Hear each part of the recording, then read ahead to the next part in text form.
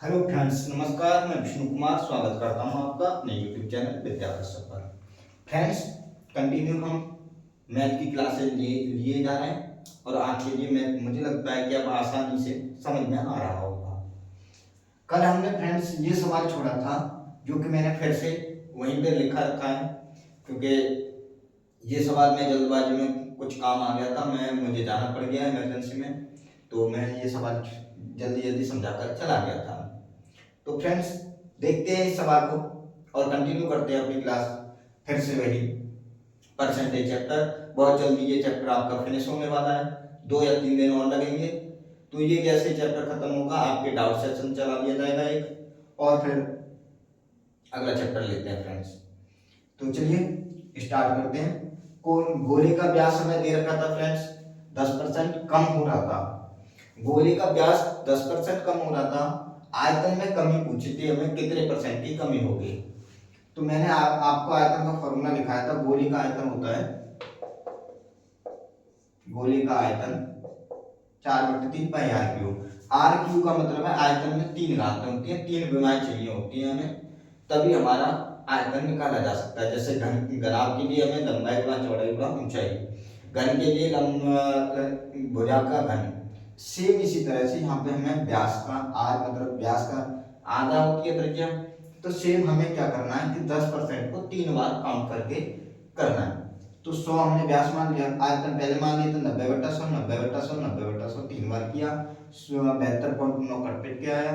अब ये 72.9 पहले 100 था, अब 72.9 है, तो कितने परसेंट की कमी रही फ्रेंड्स, 27.9% की। चलिए फ्रेंड्स, अगर इस सवाल में फिर भी आपको कोई कल से और आज दोबारा समझाने से भी कोई भी डाउट रहा हो, तो आप मुझे फिर कमेंट से पूछ सकते हैं।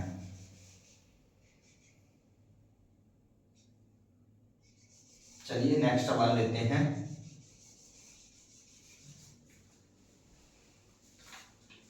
नेक्स्ट सवाल कह रहा है हमारा, एक घन की भुजा 10% बढ़ाई गई तो उसके आयतन में कितनी वृद्धि हुई या कितना अंतर आया। वही से फ्रेंड्स, घन की भुजा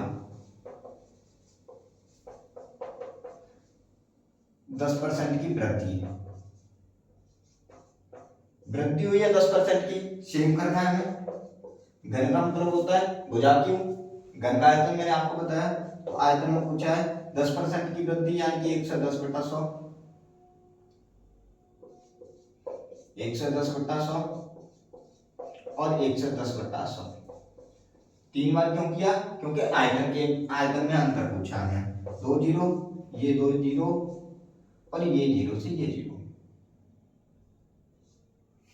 यहाँ पे 11 11 11, 13 से 31, 11 का घन 13 से 31 होता है फ्रेंड्स, बटे 10, यानी कि 133.1। यानी कि कितनी वृद्धि हुई, पहले 100 था, अब 133.1, यानी कि 33.1% की क्या हुई, वृद्धि। इस सवाल में कोई भी आपको डाउट हो तो आप कमेंट के जरिए पूछ सकते हैं। सिंपल सा है, कैलकुलेशन करनी है, 10% की वृद्धि हुई है, 110 110 110 3 बार लेना है। अगर यहाँ पे हमें वर्ग होता और वर्ग के क्षेत्रफल में अंतर पूछा तो केवल हम 2 बार लेते और सीधा सीधा आंसर निकाल देते कैलकुलेशन करके। चलिए फ्रेंड्स, नेक्स्ट करते हैं।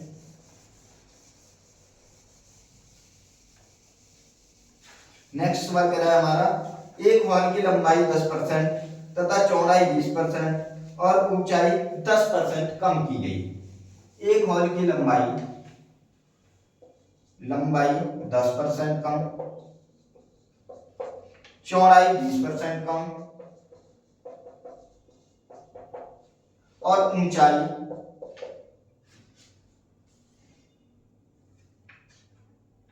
10% कम।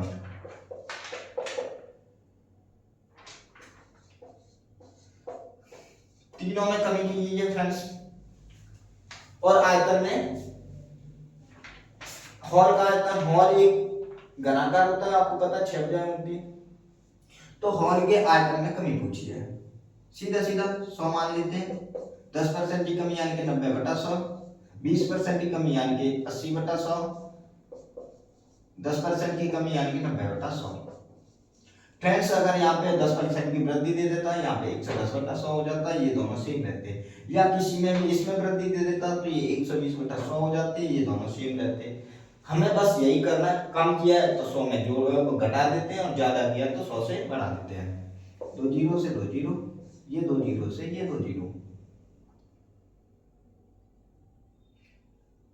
89 और 8 एकन 8, 8 8 64 बट्टे ये जीरो से ये जीरो 10, यानी कि फ्रेंड्स आया 64.8।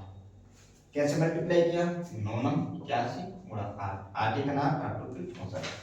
ठीक है फ्रेंड्स, 64 आया, 64.8 आया।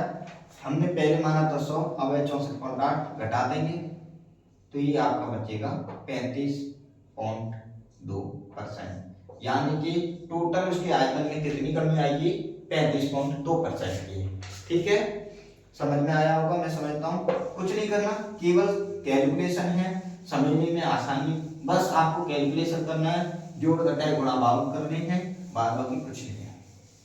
चलिए नेक्स्ट क्वेश्चन लेते हैं।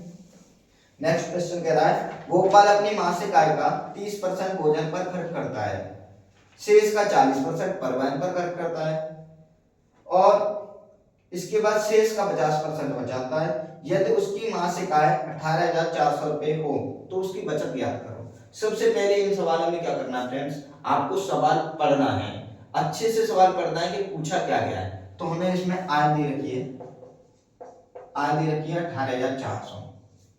मैं सवाल पढ़ता भी जाऊंगा, अब आपको सुनना भी और सॉल्व भी करता जाऊंगा मैं। गोपाल अपनी मासिक आय का 30% भोजन पर खर्च करता है, 18,400, 30% खर्च कर दिया, बचा कितना, 70%। मैं यहां पे लिख दूं भोजन पर 30%, शेष का परिवहन पे,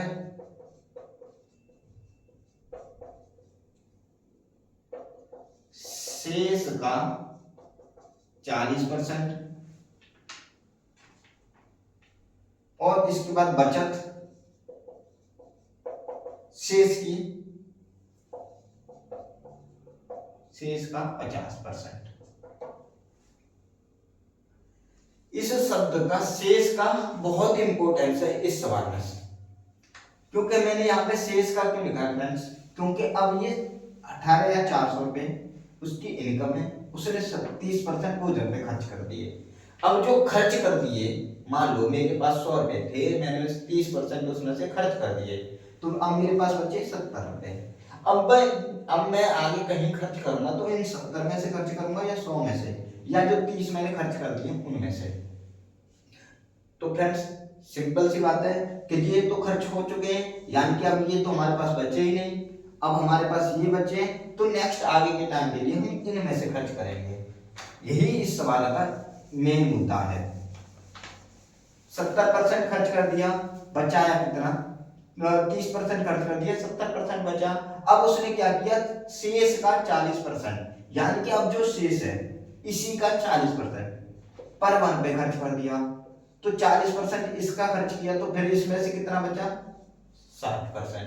अगर यहाँ पे हमें ये शेष शब्द नहीं दिया होता तो हम क्या करते, 30 40 70 50 120, इतना तो हो ही नहीं सकता था। यहाँ पे फिर कोई और छोटी परसेंटेज देता, 30 और 40 70, या मान लो यहाँ पे 20 देता, 90% हो जाता, सीधा सीधा जोड़ देते, परंतु अब शेष दे रखा है तो अब नहीं जोड़ेंगे।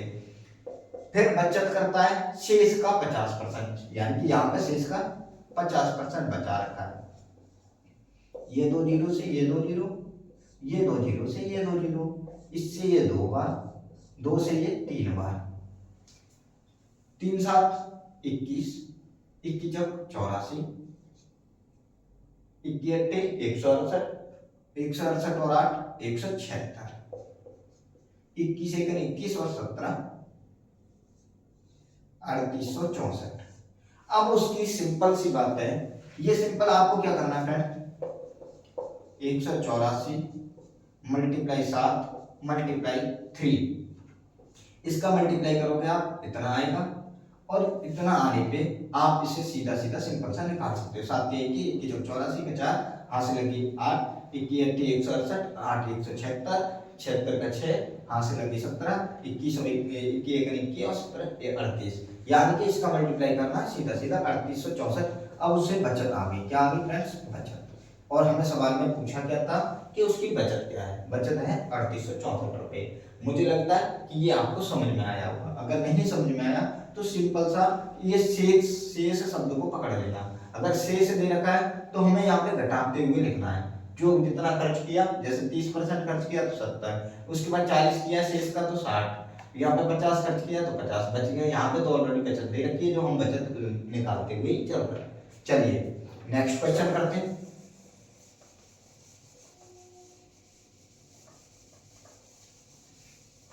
नेक्स्ट क्वेश्चन कह रहा है नारायण अपने मासिक वेतन का 30% शिक्षा पर खर्च करता है।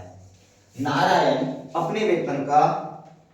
अपने मासिक वेतन का 30% शिक्षा पर खर्च करता है और शेष का 50% भोजन पर। शिक्षा पर कितना खर्च करता है, 30%, शेष का 50% भोजन तथा अन्य पर, भोजन एंड अन्य पर। शेष का, इसमें भी इसी शेष का 50%, शेष शब्द दे रखा है, हमें इसी शब्द को पकड़ना है। शेष का 50% भोजन तथा अन्य पर खर्च करता है और शेष में से 1000 रुपये मकान किराया देता है। फिर इसके बाद 1000 रुपये किराया भी देता है। इसी में से जो शेष, इसके बाद जो बचे उसमें से जो बचेगा उसी में से देगा किराया। तो जो बचे उसमें से 1000 रुपये उसने किराया भी दे दिया मकान का। उसकी बचत, फिर उसके बाद उसकी जो बचत है, अब उसकी बचत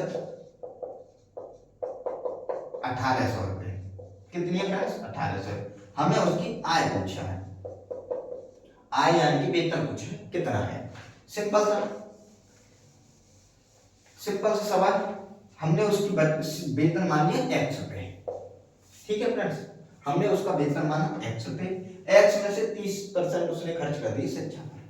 कितने बचाए, 70%। 70% खर्च कर दिए। अब 70% का शेष और अन्य में 50% खर्च कर दिए। इसका शेष यानी 50 खर्च कर दिए, बचे कितने, 50। अब बोल रहा है कि उसी में से किराया दे दिया, यानी कि अभी ये रुपए थे इसके पास, इसमें से किराया भी दिया, यानी कि इसी में से कम हुए कितने, 1000 रुपए। ये लेस क्यों किए, क्योंकि ये किराया इन पैसों में से दिया जाएगा, क्योंकि जो अभी उसके पास बचा है। मैंने बताया ना अभी, जो हम खर्च कर चुके हैं वो तो हो ही चुके, अब जो हमें बचे हैं नेक्स्ट खर्च करने के लिए तो वही है ना हमारे पास, तो उन्हीं में से देंगे। यानी कि जो अभी ये बच्चे हैं इनमें से हमने 1000 रुपये किराया भी दे दिया। अब उसके बाद उसके पास बच गए 1800 रुपये। टोटल बराबर टोटल, क्योंकि अब उसके पास ये हमारी बचत है, सेविंग है, और ये हमारी बचत है, सेविंग है, यानी कि हमने बराबर कर दिया। ये 2 बार, ये 0 से ये 0। ठीक है,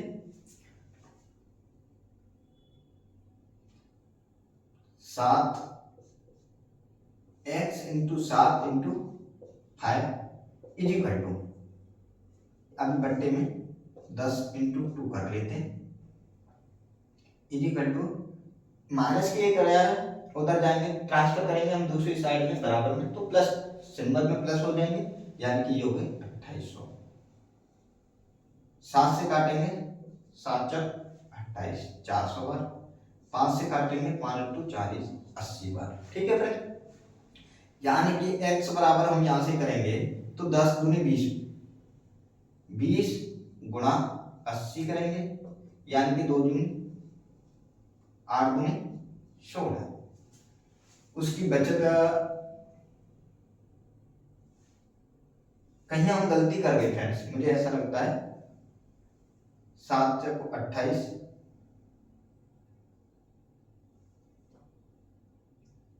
7 चक 28, 4 400, 10 इंटू 2 20,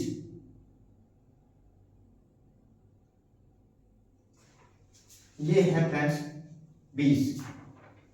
क्यों, 2 जीरो से हमने ये 2 जीरो काट दी थी, 5 से ये 2 बार काट दिए थे, तो ये ऑलरेडी 5 तो कट ही चुके थे ना फ्रेंड्स। सॉरी फ्रेंड्स, गलती हो गई, इसे दोबारा से करते हैं बाय मिस्टेक, फिर से ले लेते हैं एक बार, कोई बात नहीं, वो जगह स्पेस कम है इसीलिए थोड़ी मिस्टेक हो गई। एक्स पे उसकी इनकम है, 30% खर्च कर दिया, 70%, शेष का 50% यानी कि 50% खर्च कर दिया, 50 बचा। फिर उसने 1800 रुपये खर्च कर, 1000 रुपये किराए पे खर्च कर दिए, टोटल बचे 1800। 2 जीरो से ये 2 जीरो काट दो, ठीक है।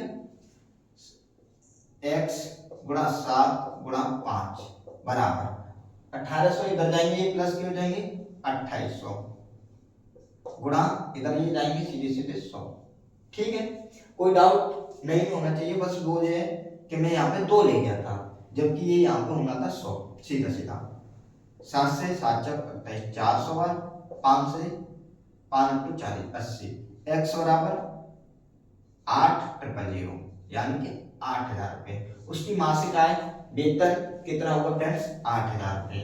कोई डाउट हो, अगर दो नहीं समझ में आया हो तो फिर दोबारा से बैक करके आप देख सकते हैं, फिर भी मैं समझा देता हूँ एक बार। 1000 रुपये उसकी बचत थी, शिक्षा पर 30% खर्च किया, अब भोजन और तथा अन्य पर जो शेष बचा उसका 50% खर्च किया, और जो फिर उसके बाद जो शेष बचा उसका 1000 रुपये किराया दिया। उसके बाद उसके पास बचते हैं 1800 रुपये। एक्स 70%, 50% माइनस 1000 जी कर 1800, सीधा सीधा सॉल्व करके फ्रेंड्स एक 8000 आंसर आ गया। अगर नहीं समझ में आया तो आप मुझे दोबारा से कमेंट में पूछ सकते हैं। चलिए अगला सवाल लेते हैं।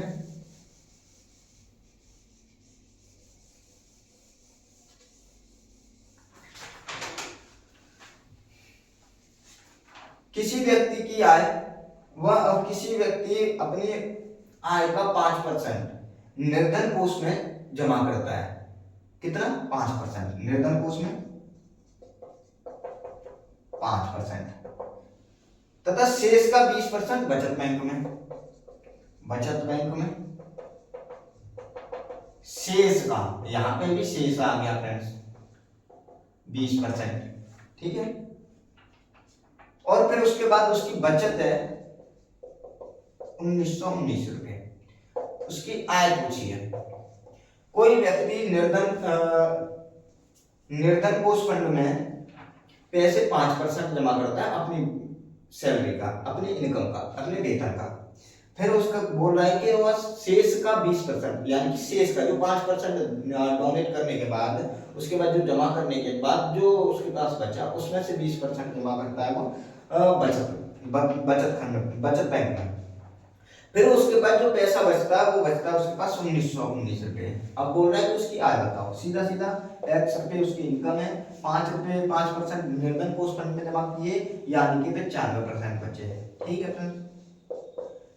विशेष का 20% बचत बैंक में जमा किए यानी कि 80%, 80 बटा बचत कितनी है 1919। सॉल्व कर रहा है, 19 पंजे 95, 19 एक निम्निया, जीरो लगाएंगे, 19 का निम्निया 101, जीरो इसे 4 बार काट दो, इसे 5 बार काट दो, 20 चौक 80, 20 500, 5 से 5 काट दो, 4 से 25 बार काट दो, 4 दूनी 8, 4 पन्ना 20, ठीक है। x बराबर सब कुछ कट चुका है, यहाँ पे 101 बचा, ये इधर भाग में उधर जाएंगे तो मल्टीप्लाई में 25 एकन 25 और 25 एकन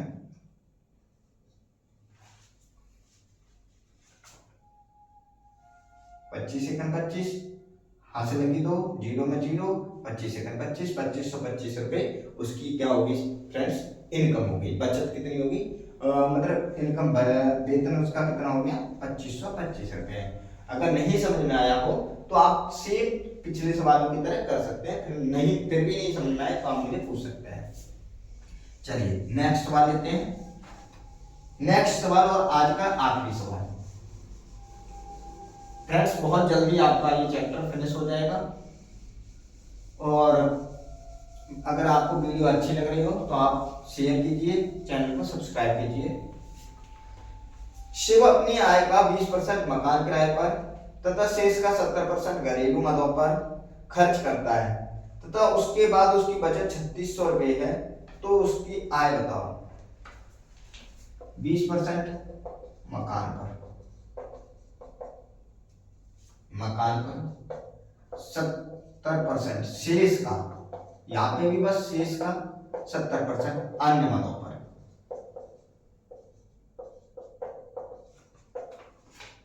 उसकी बचत दे रखी है हमें यहाँ 3600 रुपये, सेम पिछले सवालों की तरह फ्रेंड्स।